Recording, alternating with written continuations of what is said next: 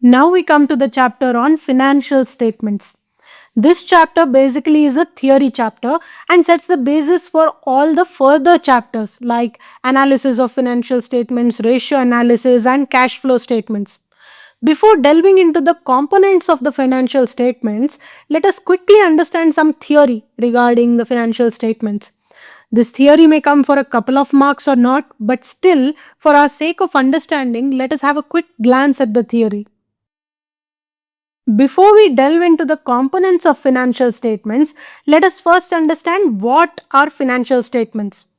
Financial statements are the formal annual reports through which a company's management communicates the financial information to various stakeholders. Financial statements are, so as to say in very simple terms, a business organization's performance report or a report card of a business organization.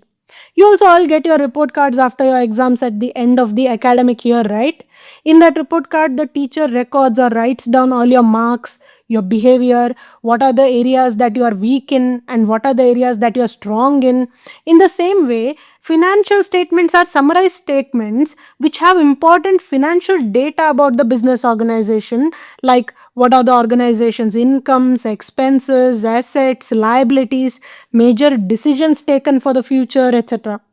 Now, we know that a business organization is answerable to many stakeholders. Who are stakeholders? Stakeholders are people who have a stake or we can say a vital interest in the business organization. For example, when you get your report card, the internal stakeholders are your teacher, your parents, and you yourself. Whereas there are some external stakeholders also who are very much interested in your marks, like neighbors, relatives, and friends.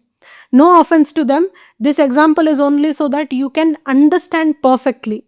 Similarly, a business organization has internal stakeholders like shareholders, top management, and employees.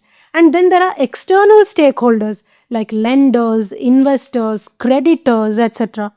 The financial statements are produced and provided for the benefit of these stakeholders who gain a lot of information from these financial statements. We got a fair idea of what are financial statements. What all statements are included in the gambit of financial statements, or what all statements come together to be singularly called as financial statements. These include the balance sheet at the end of the relevant period, the statement of profit and loss for the relevant period, and the cash flow statement for the relevant period, and all notes that accompany these statements. So, all these statements put together form the financial statements. Let us now see what are the nature of these financial statements. The basic nature of financial statements is that they are recorded facts prepared by following certain accounting concepts and conventions, and also involve the personal judgment of the person preparing the financial statements. Let us discuss all these nature of financial statements in detail now. Firstly, financial statements are nothing but a collection of recorded facts. The historical costs are the basis for recording transactions, and recorded facts are the basis for preparation of financial statements. In order to prepare the financial statements, the business organization must record all the facts in monetary terms on a timely basis. At the end of the year, these facts are all put together in a meaningful manner, and the financial statements are prepared by using these recorded facts. The financial facts are recorded by passing entries and creating ledger accounts. While recording the transactions, the amounts are recorded at cost value, and the same is taken while preparing the financial statements rather than using the current values. Secondly, certain accounting conventions or rules and certain basic assumptions are followed while preparing the financial statements.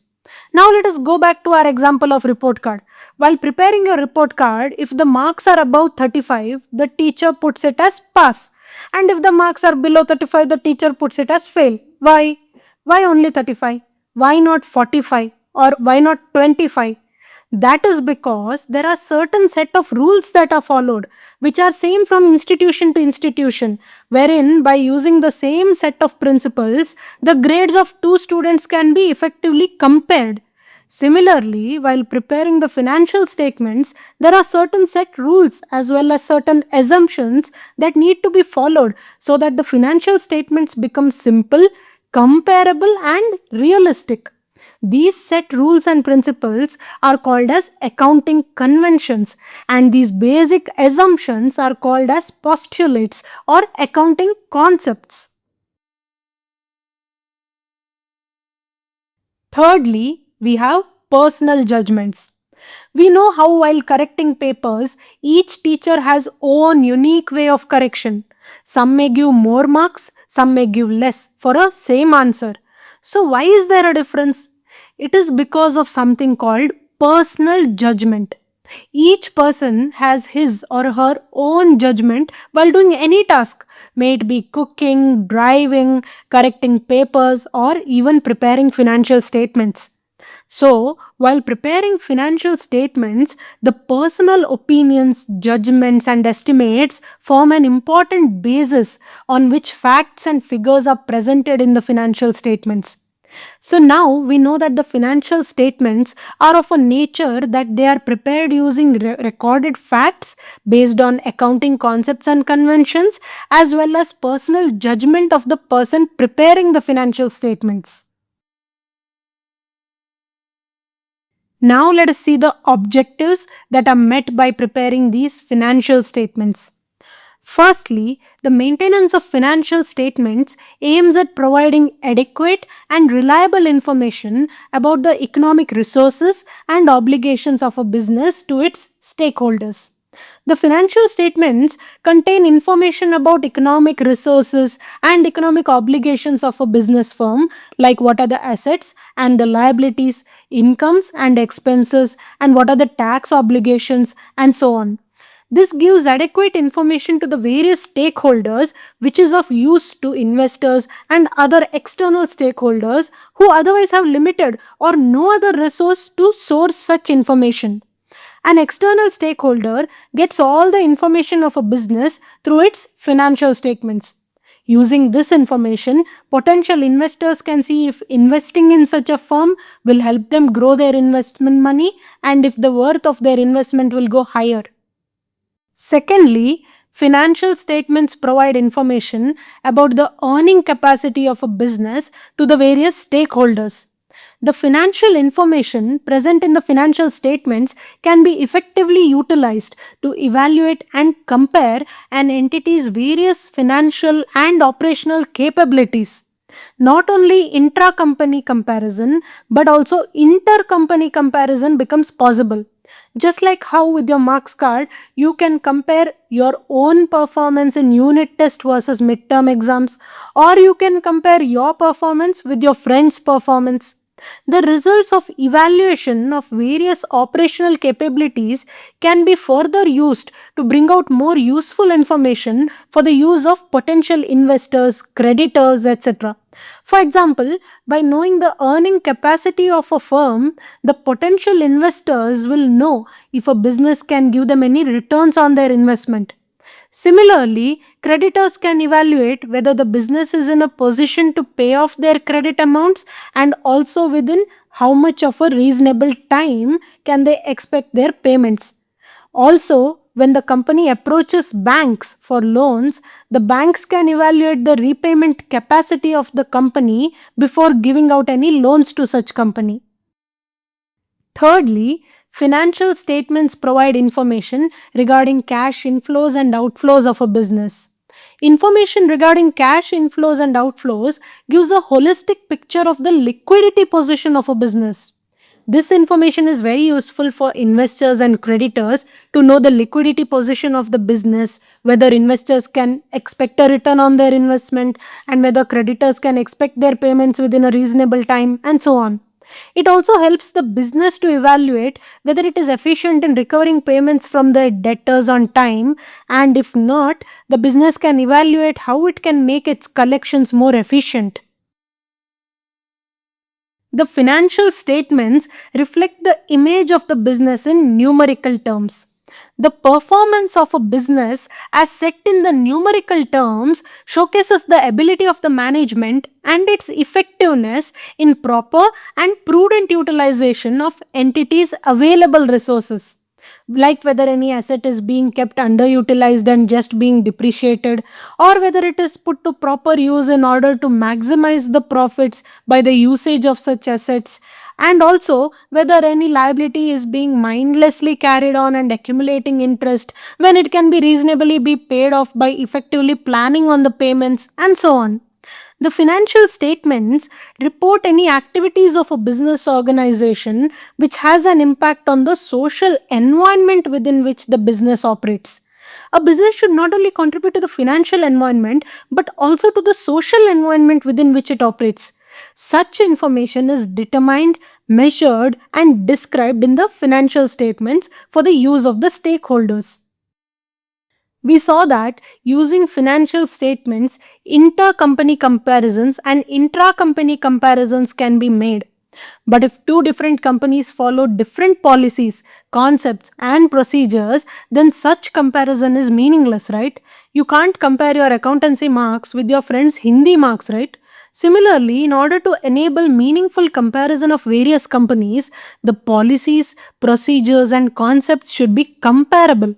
Accordingly, one of the objectives of the financial statements is to provide information as to what significant policies, concepts, and procedures are followed in accounting, based on which the financial statements show the performance of the company. Once the financial statements are prepared and presented by the board to the stakeholders, how is it useful for the various stakeholders? What is the importance of the financial statements to the various stakeholders? The financial statements show a picture of how the business for the year has been performed by the management. The same way in which your report card shows how you have performed in an academic year. The financial statements showing the profits or losses, utilization of resources, and efforts to minimize external financial obligations shows how effectively and efficiently has the management utilized the firm's resources and how it has performed during a year. The financial statements provide a basis for the government while framing any fiscal policies. Let us take example of the tech industry. When all the tech companies prepare their financial statements, the government agencies can effectively see the common strengths and weaknesses that is being faced by all the companies in that particular industry. Based on such inputs, the government can then frame fiscal policies to strengthen the strengths and mitigate the weaknesses.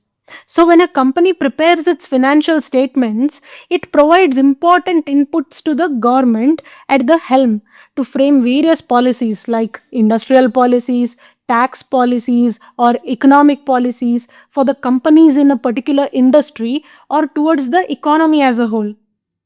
When a company requires loans from banks in order to sustain or expand its business, how does it approach the banks? It approaches the banks with its financial statements. The banks evaluate the financial ability of the business to repay any loans by calculating various kinds of ratios, which we will discuss in the further chapters. Once the banks have evaluated the repayment capacity of the business, it will proceed to extend loans to the business to the extent to which it can reasonably repay such loans. The financial statements portray the financial performance of the company, thus providing inputs to potential investors. Before investing in any company or before purchasing shares of any company, any prudent person will check if his investment in the shares of such company will go up in the future or not. Basically, even when people invest in share markets by purchasing shares of various companies, they will first evaluate the numbers portrayed by the financials and compute certain ratios, see how much profits the company is making, and then invest after evaluating whether their investments will fetch good returns. People who have already invested in the company and are existing shareholders are interested in knowing if the investment made by them is safe and earning any returns. They also get valuable information from the financial statements, whether they should continue their investment in a company or not. Trade associations use information from the financial statements to provide a security layer to their members. With the help of information sourced from financial statements, such associations can develop certain standards for the industry. Sourcing information from the financial statements can help stock exchanges to quote appropriate prices for the shares of companies, understand the extent of transparency in reporting on financial statements, and also source and further call for any information that they feel is required to protect the interest of the investors. Now that we saw the importance and uses of financial statements, we should also know the limitations of financial statements. The most highlighted limitation of financial statements is that they do not reflect the current situation of a business. We know that one of the nature of financial statements is that it is prepared on the basis of recorded facts. So, the historical costs on the basis of which transactions are recorded finally find their place in the financial statements. Since the values reflecting in the financial statements do not show a picture of the current position, it is a huge limitation of the financial statements. The financial statements show assets. The value of these assets are arrived on the basis of certain accounting conventions. However, the assets may or may not realize at the said value. Like, for example, a student may have very high marks in history and everyone praises him or her as a genius. But if that student ends up taking science, then his or her intellect in the subject of history remains unutilized or unrealized. In the same way, the financial statements state the value of assets with the help of various conventions, but the same may or may not realize at the stated values. There can be a bias in preparation of financial statements. One of the major elements in the preparation of financial statements is personal judgment, which can differ from accountant to accountant. Add to that the absence of application of standard concepts and conventions from business to business, and we can say that bias can be observed in the position depicted by the financial statements. It is like you and your friend are in two different sections, and for an exam, you have written similar answers, but you have received full marks, whereas your friend's teacher has only awarded him half marks. Why? Because each teacher's way of correction is different, their personal judgment is different. In similar way, financial statements in certain cases tend to be biased or unrealistic. For certain stakeholders, it is very important to receive specific, specialized information to make certain important decisions. However, financial statements only provide an aggregate information and reflect the holistic view. For example, say an organization purchases three different kinds of raw materials from a vendor, Mr. A, and also makes certain sales of finished goods to Mr. A. If a person wants to know the details of how much sales and purchase is made in respect of Mr. A with details as to each type of raw material, then the financial statements cannot help much. The financial statements will only show the total of sales and purchases made by the organization and not the sales made only to Mr. A. So, in this case, such user has to dig deeper and retrieve the account of Mr. A in the books of the organization to get better details of transactions with Mr. A. The financial statements reflect the financial position of the organization but do not disclose certain non-financial information which may be of utmost importance, like cessation of agreements, etc. It is like your marks card shows your marks and judges you on that, but it does not disclose your other qualities like you are kind, helpful, and caring, though these are also the important qualities to know you. The financial statements disclose only quantitative information and leave out the qualitative information like industrial relations, labor relations, etc. The information provided in the financial statements is for a particular period of time or for a particular point of time. It does not give information about the earning capacity of a business over a period of time or any likely changes in the earnings in the future, etc. So these are certain limitations of financial statements.